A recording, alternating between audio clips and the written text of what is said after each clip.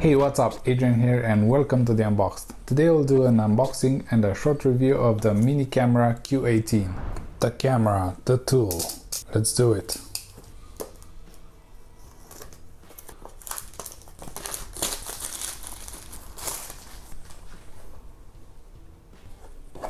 This box is getting out kind of hard. So we have a Mini Camera user manual. Nice, so that's the cable for charging. Unfortunately not USB-C, but it's good enough, I think. And that's the actual camera, if I can take it out. Stuck pretty well there. As you can see, it's quite small, but not that small. It's nice that you can stick it somewhere. Because it's this small, you can stick it on a ceiling or on top of something or something like that. We have two buttons here, reset and power, and there is something here. It's the clip. Press this down and pull it out. That's the camera, the small camera. And you also get some other stickers, metal stickers. Maybe you have magnet or something where you can attach this, or in case you want to move it. And this one is pretty much done because you've stuck it on something already. So that's everything you get in the box. I would like to actually power it up, so let's see.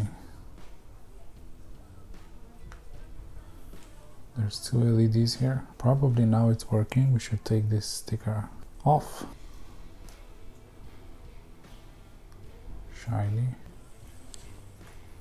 You can see here there's a slot for a SD card. You can see here the microphone, and I'm not sure what this is. Maybe some infrared light. Okay, let's see. How can we connect it now? Okay, I'll just try and connect it with my phone now, and I will probably need to read the manual this time.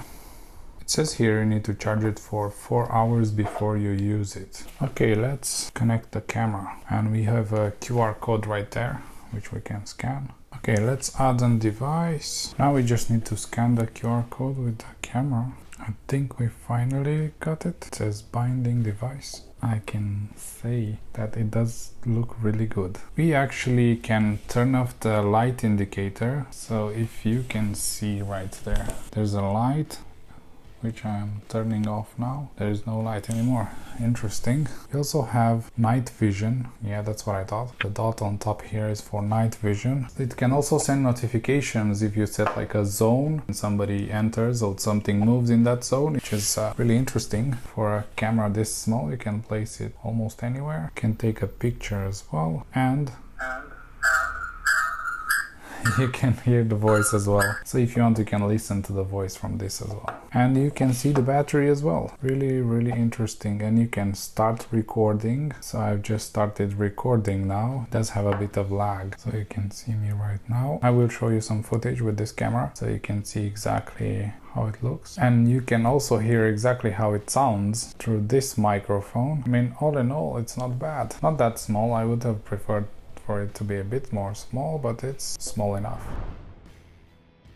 And you can also hear exactly how it sounds. It happens is a bit weird because when you move the camera, it kind of, I don't know, it looks a bit worse than it should. And if I move the camera like in front here, you can see like there's a lot of overexposure on my face. But if I move it back here, then it's fine. So if you can see here, colors and everything, they look better. But when I move it in front there, the light is just overexposed. So overall, I think it's not that bad, but the camera, well, in some conditions, it does look like it's really not that good. But overall, I think it's comparable with the CCTV, but not with a like really good 4K camera that you'll buy from Nest or something like that. Otherwise, for the price, it's not bad. Thank you for watching. There's a link in the description below if you're looking to get the mini camera. Don't forget to subscribe if you enjoy this kind of content, and check out the QCY earbuds unboxing next.